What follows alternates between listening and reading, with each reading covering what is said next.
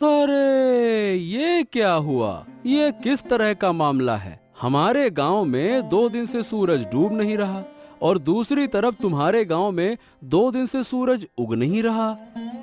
और नहीं तो क्या। अरे तुमको क्या बताऊं, मेरी माँ को है रतौंधी, वो रात में देख नहीं सकती। अब यहाँ 2 दिन से मेरी हालत इतनी खराब हो गई है कि मैं क्या ही बताऊं। माँ घर के कोई काम कर नहीं पा रही क्योंकि रात है और रात में माँ को दिखता नहीं है। वही तो, लेकिन सवाल ये है कि ये हुआ कैसे, ये बताओ। मतलब ऐसा किसने किया? ऐसी घटना तो भैया मैंने पहले कभी ना देखी। कभी ऐसा होता हुआ सुना है क्या? बताओ। हमारे गांव में दिन और तुम्हारे गांव में रात हैं। वही तो, मुझे तो लगता है कि मैं तुम्हारे गांव आ जाऊं। 2 दिन से सूरज की किरण नहीं देख पाया। ऐसा लगता है कि अंधेरे का साम्राज्य आ गया है।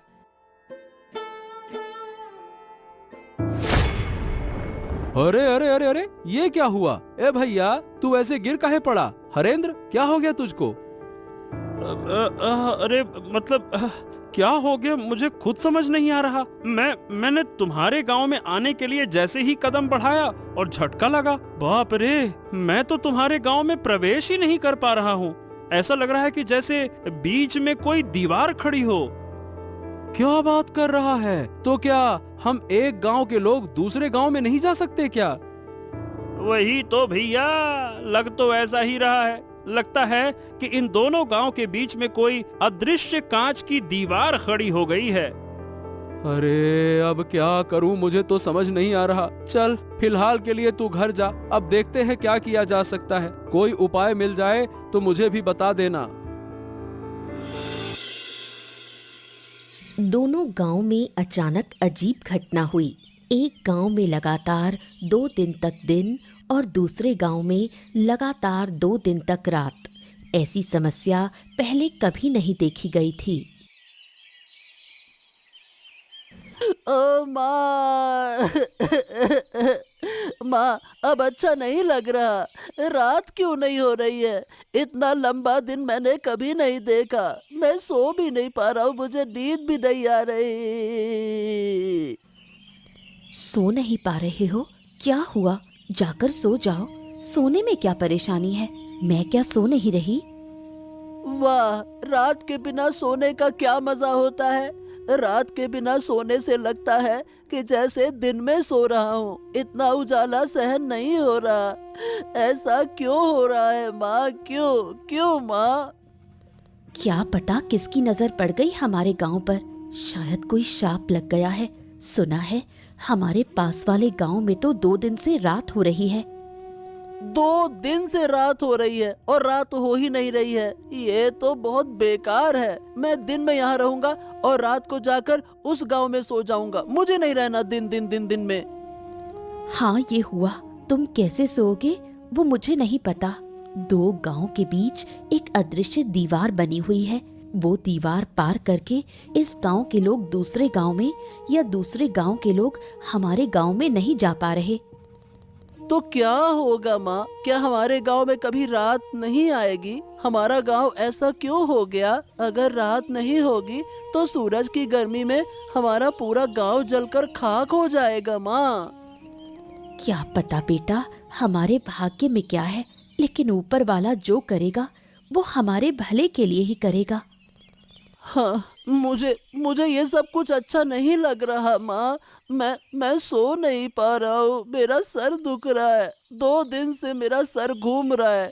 शरीर भी लगता है कि जैसे बीमार हो गया है। मैं क्या करूँ माँ? ओहो, तुम यहाँ से जाओ और अब परेशान मत करो। वैसे भी मैं खुद तकलीफ से जूझ रही हूँ। दूसरी तरफ तुम मुझे बार बार परेशान कर रहे हो।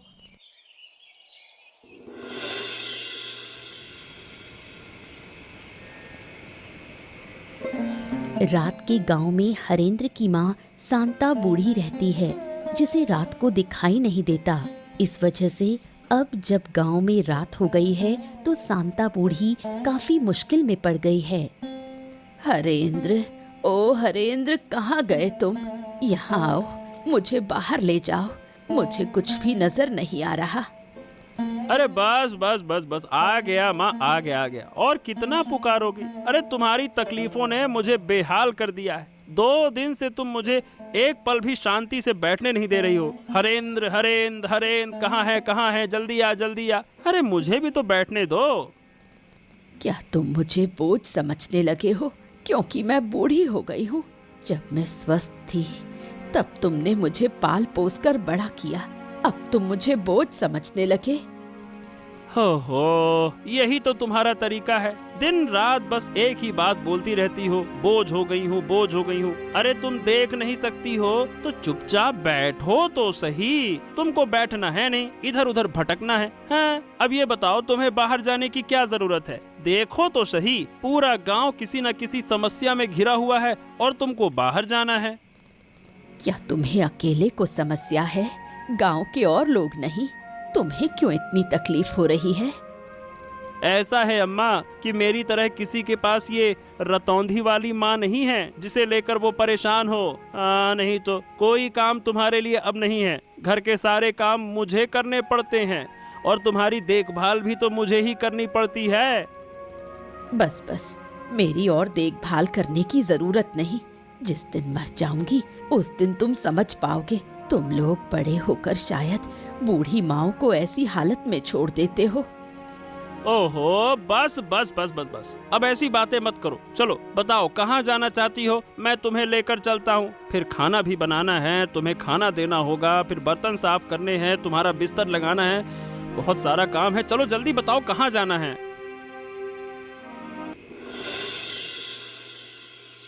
दूसरी ओर दिन और रात वाले दोनों गांव के बीच ही एक बुढ़िया का घर है। बुढ़िया और साधु के बीच काफी बातचीत है। क्या काम किया आपने? आपका तो जवाब ही नहीं। मुझे तो विश्वास ही नहीं था कि आप ऐसा बड़ा काम कर पाएंगे। मैंने पहले कहा था कि मेरी शक्ति पर संदेह मत करना। मेरी शक्ति के बारे में किसी को अंदाजा भी नहीं है। पहले जितना संदेह था अब वो भी खत्म। एक गांव में लगातार दिन और दूसरे गांव में लगातार रात कर देना बड़े बड़े साधु भी ऐसा नहीं कर पाते। तो बताइए, क्या आप खुश हैं? अगर खुश हैं तो अब मेरी फीस मुझे दे दीजिए। मैंने यूं ही रिस्क लेकर ये बड़ा काम नहीं किया। अरे, आपके पैसों को लेकर मैं भाग थोड़ी ना जाऊंगी। मुझे तो बहुत मजा आ रहा है। दोनों गांव के लोग कैसे बेहाल हो गए हैं। मैं आपको जरूर पैसे दूंगी, साथ में इनाम भी दूंगी। आपने मुझे खुश कर दिया। फिर और क्या कहना है? किस्मत अच्छी रही कि आप मिली, तभी तो मुझे ऐसा काम करने का अवसर मिला, वरना यूं ही किसी काम से लाभ नहीं होता। ये सब मैंने सोचा था। मैं चाहती थी इन दोनों गांव को सबक सिखाऊं। अब आपके जरिए मैंने अच्छे से सबक सिखा दिया। अब देखिए धीरे धीरे क्या होगा। दोनों गांव तबाह हो जाएंगे। दिन के बिना रात नहीं बन सकती।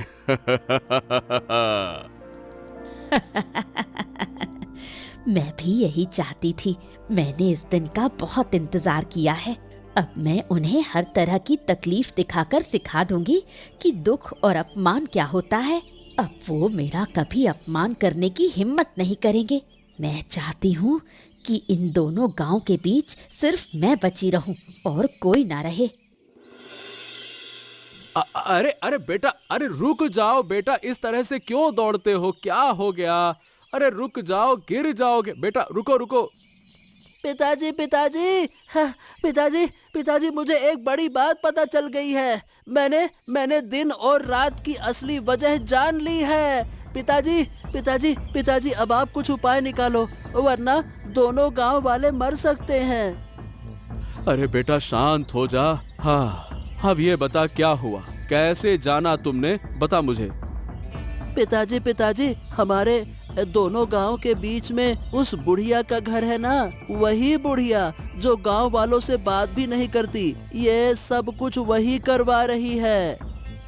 क्या? ये क्या कह रहे हो तुम? क्या सच में ऐसा है? पर ये बताओ, तुम्हें कैसे पता चला कि वो करवा रही है?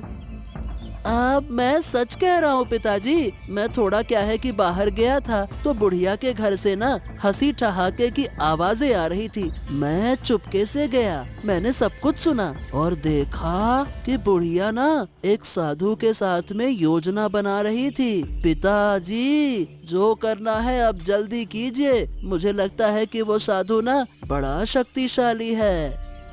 ओ, अब जब सब कुछ खुल ही गया है तो उस बुढ़िया को छोड़ना नहीं चाहिए। वो जिद करके हमारे विनाश की कोशिश कर रही है ना। वही तो, पर ये समझ में नहीं आ रहा पिताजी कि वो ऐसा कर क्यों रही है। मतलब वो हमसे गुस्सा है क्या? और गांव वाले उससे बात क्यों नहीं करते?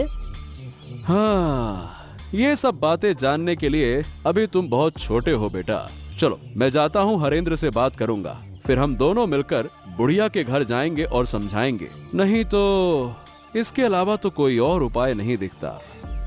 वही तो पिताजी, जल्दी कीजिए। मुझे उस साधु पर भरोसा नहीं है। बहुत ही बेकार हंसी हंसता है वो पैसे लेकर चला गया और यकीन है कि वो वापस आएगा।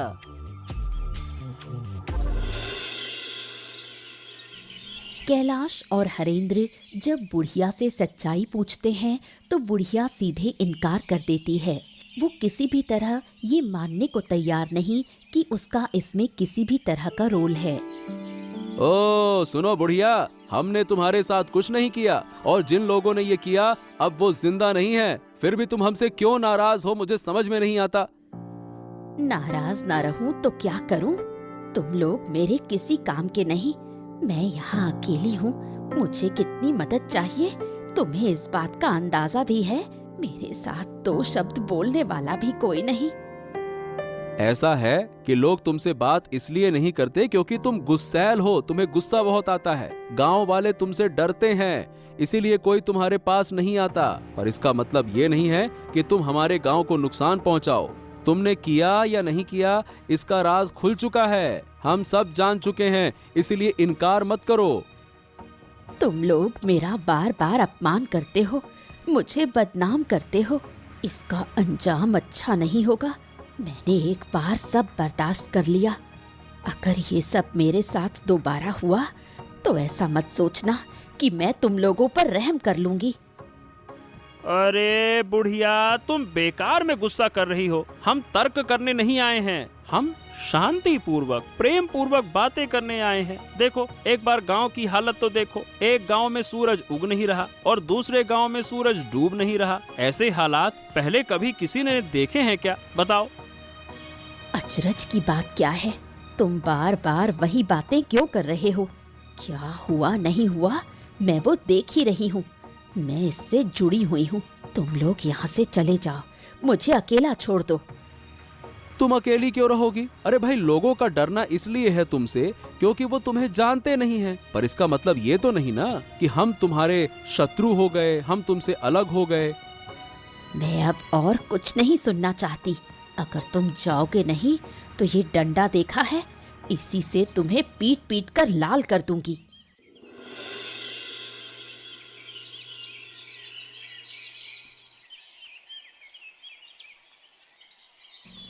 क्या तुम सच में उस बूढ़ी के पास गए थे?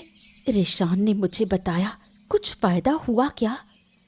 हाँ, जितना समझ में आया उससे ये पता चला कि आराध्या, वो जो बुढ़िया है ना, वो दोनों गांव पर बहुत गुस्सा है। इसीलिए बूढ़ी ने किसी साधु की मदद से हमारे इन दोनों गांव के साथ में ऐसा किया।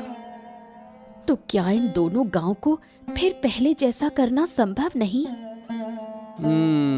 ऐसा लगता तो नहीं है। मैंने और हरेंद्र ने मिलकर बूढ़ी को वैसे तो बहुत समझाने की कोशिश की, पर सही बताऊं बूढ़ी सुनना ही नहीं चाहती है। वो किसी भी तरह से हमारी बात समझना ही नहीं चाहती है। सच में मुझे तो डर लग रहा है। अगर ऐसे ही चलता रहा तो गांव में कोई नहीं बचेगा। धीरे धीरे सब कुछ नष्ट हो जाएगा। तुम सब लोग चिंता मत करो, देखना मैं सब ठीक कर दूंगा। वाह वाह वाह वाह वाह, सुन रही हो इसकी बातें? हम यहाँ इसके पिताजी कुछ कर नहीं पा रहे, उन्होंने हमें लाठी से खदेड़ दिया, अब ये जाकर ठीक करेंगे। क्यों महाशय? तुमने भी ना इस लड़के की बात मान ली है। इसे इन चीजों की क्या समझ? उसने जो कहा वही बहुत है। अरे माँ, मैं यूं ही नहीं कह रहा, मैं सच कह रहा हूँ। मैं सब कुछ ठीक कर दूंगा, तुम लोग देख लेना। उस साधु को मैं जानता हूँ, अगर मैं उसे एक बार पकड़ लूंगा तो उसे नष्ट कर दूंगा। बहुत मारूंगा मैं उसे गुच्चे बना के। अच्छा अच्छा अच्छा अच्छा, समझ गया। लेकिन हाँ, फिर कोई शरारत करने से पहले जरा सोच समझ कर। वैसे भी हमारी मुश्किलों का अंत नहीं है। अब आगे क्या होगा समझ नहीं आता। कहीं तुम्हारी हरकतों से वो बुढ़िया और गुस्सा ना हो जाए। नहीं पिताजी, मैं शरारत वरारत नहीं करता। अब मैं बड़ा हो गया हूँ। पर हाँ, आप चिंता मत कीजिए, अब आगे जो होगा अच्छा ही होगा, देख लेना। अब बहुत बातें हो गई, तुम दोनों जाओ और हाथ मुंह धोकर आओ, मैं खाना देती हूँ।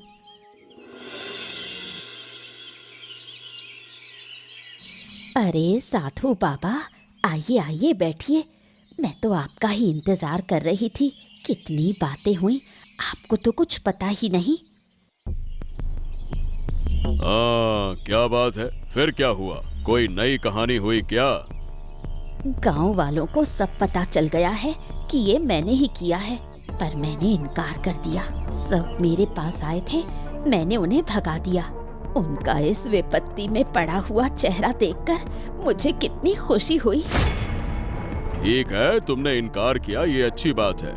लेकिन पर जब लोग शक करते हैं तो बिना कुछ जाने, बिना किसी वजह के शक नहीं करते। कुल मिला के बात ये है कि किसी तरह से कोई हमारी बातें सुनकर गया है। कौन सुनेगा? मेरे घर के आसपास कोई नहीं आना चाहता। वो मुझे डायन कहते हैं, बोलते हैं मैं काला जादू करती हूँ। धीरे धीरे तुम्हारे मन का सारा दुख दर्द मिट जाएगा, है ना? अरे ये मेरा कमंडल कहाँ गया? अभी तो यहीं रखा था। ओहो, मेरे कमंडल में विशेष जल है, कहाँ चला गया? अरे कहाँ गया? मुझे ढूंढना होगा।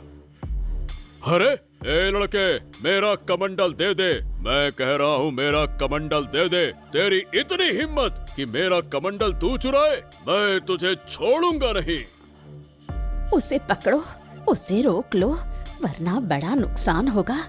हमने जो झूठ बोला है वो पकड़ में आ जाएगा।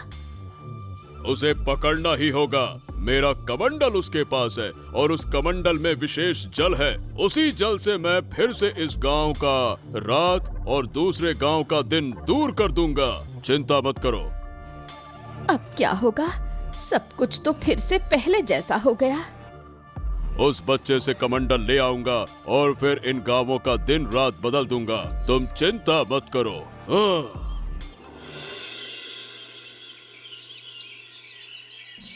ए लड़के, तेरी इतनी हिम्मत कि तूने मेरा कमंडल छुआ, मैं तुझे श्राप दे सकता हूँ। क्या तू जानता है? मुझे किसी चीज का डर नहीं है। मैंने इन दोनों गांवों को फिर से पहले जैसा कर दिया है। इन दोनों गांवों की दुख चिंता दूर कर दी है मैंने। अरे मूर्ख बच्चे, तू इतना छोटा सा लड़का, पिद्दी सा, तू क्या समस्या दूर कर पाएगा? चल मेरा कमंडल मुझे दे दे। उस कमंडल के पानी से मैं फिर से इस गांव की रात और दूसरे गांव का दिन, ये जो समस्या है इसे दूर कर दूंगा। ला। मैं कभी ऐसा होने नहीं दूंगा। मैं इस कमंडल का पानी फेंक दूंगा, फिर देखता हूँ कि तुम दोबारा से एक गांव में रात और दूसरे गांव में दिन कैसे कर पाते हो। ए लड़के, मुझसे चालाकी मत कर, वरना इसका बहुत बुरा परिणाम भुगतना होगा। बच्चे, बिल्कुल बच्चे जैसे रह, ज्यादा बड़ेपन का ढोंग मत कर, समझा? फिर आप लोग इन दोनों गांवों को इतना नुकसान क्यों पहुंचा रहे हो? आप एक साधु बाबा हो, आप एक साधु महाराज हो, आपको तो गांव वालों की मदद करनी चाहिए ना?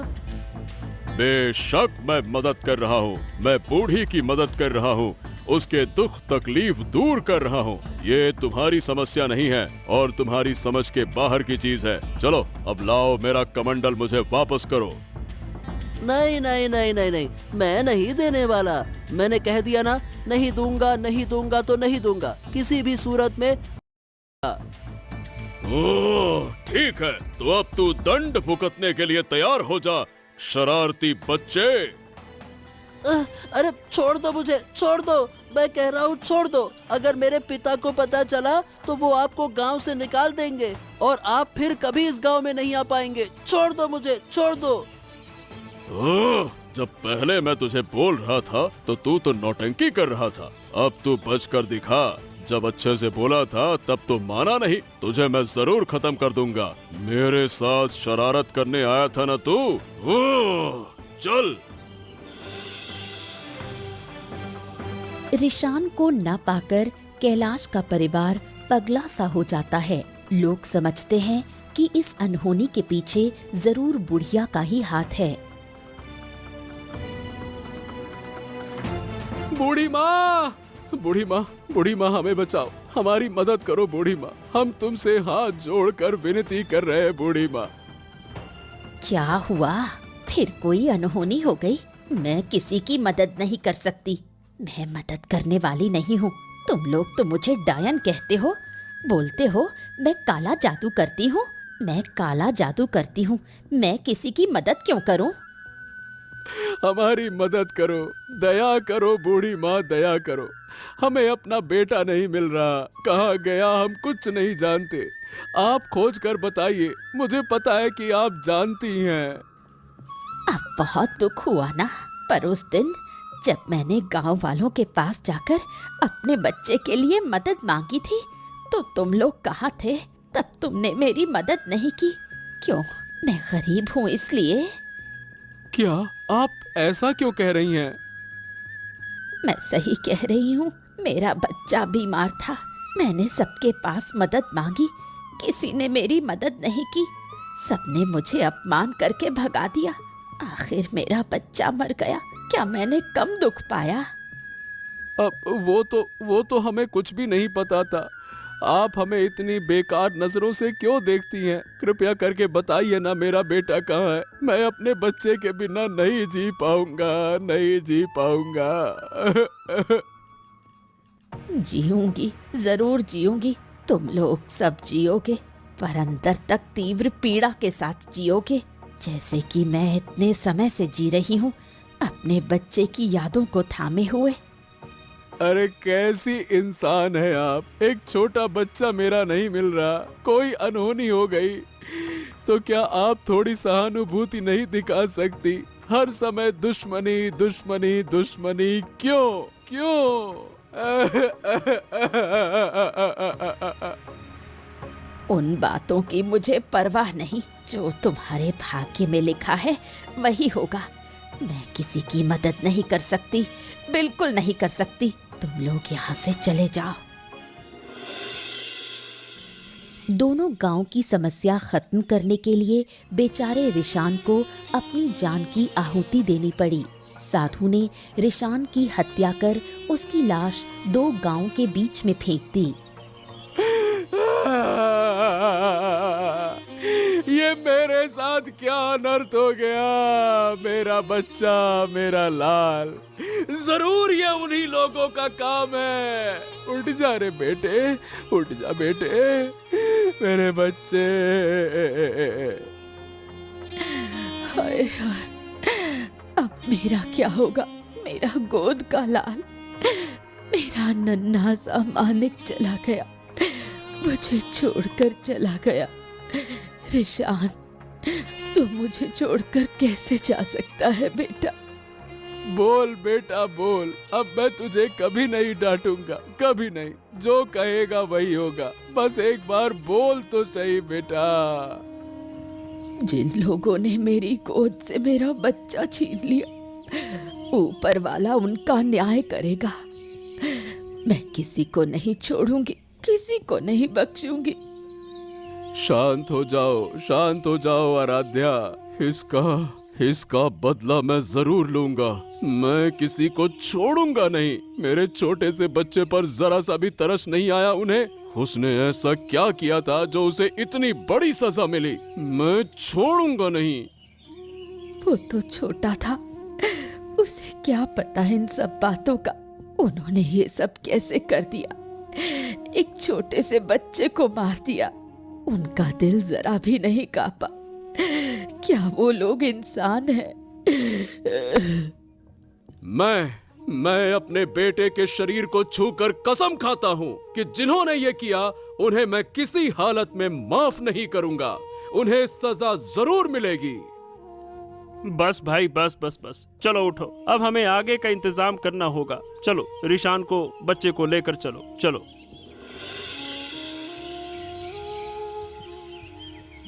हाँ क्या बूढ़ी, अब तो तुम खुश हो ना? तुम्हारी मनोकामना धीरे धीरे पूरी कर रहा हूँ। अब तुम मेरी तरफ भी थोड़ा ध्यान दो। अरे आप चिंता मत कीजिए, आपके सारे पैसे मैं दे दूंगी, कोई दिक्कत नहीं होगी। आप बस इसी तरह मेरा काम करते रहिए। मैं इतनी खुश पहले कभी नहीं हुई। अगर तुम चाहो तो मैं तुम्हें और भी खुश कर सकता हूँ। जरूर चाहती हूँ, मैं चाहती हूँ कि इन दोनों गांव का एक भी बच्चा जिंदा ना बचे, सबकी गोद खाली हो जाए। आज जो लोग रो रहे थे उन्हें देखकर मुझे कैसी पिशाची सी खुशी मिल रही थी, क्या बताऊं। बहुत बढ़िया, बहुत बढ़िया। तो तुम पैसों का इंतजाम करो, मैं एक एक करके इन दोनों गांव के सारे बच्चों को मार दूंगा। मैं वादा करता हूँ कि इन गांव में एक भी बच्चा जिंदा नहीं रहेगा। यही तो मैं चाहती हूँ, मैं इसी दिन का इंतजार कर रही थी। बेटे, तू ऊपर बैठा देख रहा है ना?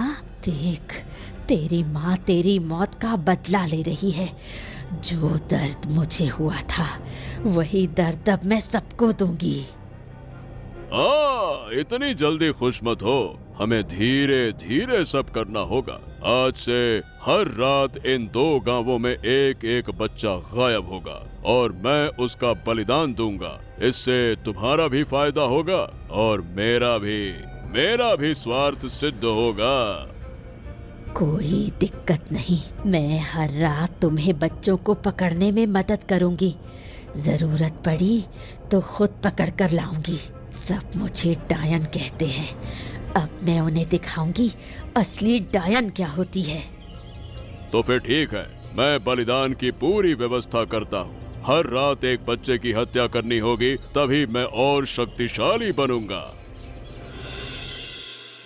नहीं, अब ये सब कुछ और नहीं चलेगा। मैंने अपने बेटे को खो दिया है, मैं नहीं चाहता कि किसी और का बच्चा ऐसे मरे। बच्चे को खोने का दर्द मैं अच्छी तरह से जानता हूँ। हाँ लेकिन कैलाश, अब हम करेंगे क्या दादा? वो साधु तो बहुत ताकतवर है, उससे हम लड़ेंगे कैसे? साधु को बाद में देख लेंगे, पहले उस डायन बूढ़ी का कुछ करना होगा। उसका दिमाग खराब हो गया है, बेटे को खोकर पागल हो गई है वो पागल। अच्छा ठीक है, लेकिन हम उसे मार तो नहीं सकते हैं ना? हमने अपने बेटे के शरीर को छूकर कसम खाई है, जिन्होंने ये किया है उन्हें सजा देंगे।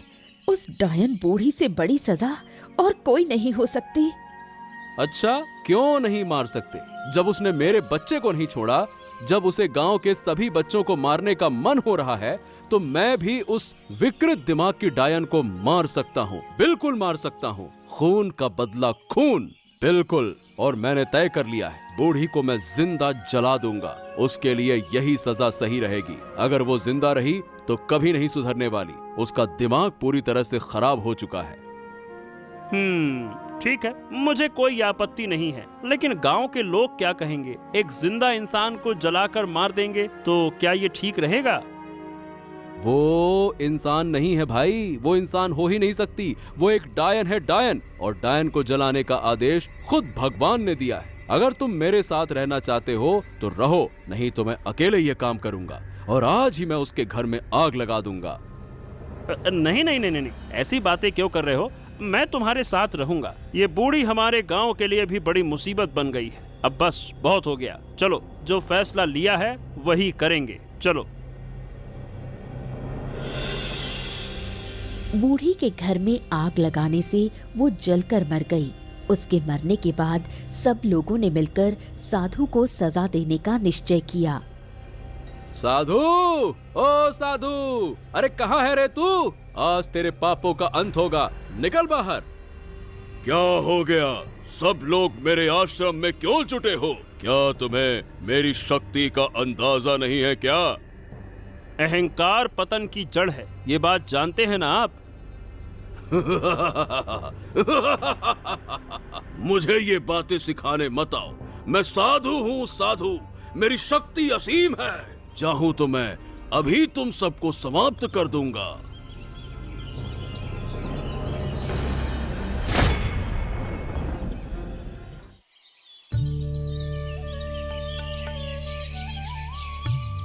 हाँ, आखिरकार हमारे गांव से बुरी नजर हट गई। अब हमारे गांव पर फिर कोई विपत्ति नहीं आएगी। अगर फिर कभी कुछ हुआ तो हम सब मिलकर उसका सामना करेंगे। हाँ, गांव तो आखिरकार ठीक हो गया, लेकिन मैंने अपना बेटा खो दिया। मेरा बेटा अपनी जान देकर इस गांव को मुक्ति दिलाकर चला गया। चिंता मत करो कैलाश, जब तक इस गांव के लोग जिएंगे तुम्हारे बेटे को सब याद रखेंगे, सब तुम्हारे बेटे का सम्मान करेंगे। पीढ़ी दर पीढ़ी तुम्हारा बेटा हमारे इन दोनों गांव के बीच जिंदा रहेगा। ऐसा ही हो बूढ़ी माँ, ऐसा ही हो।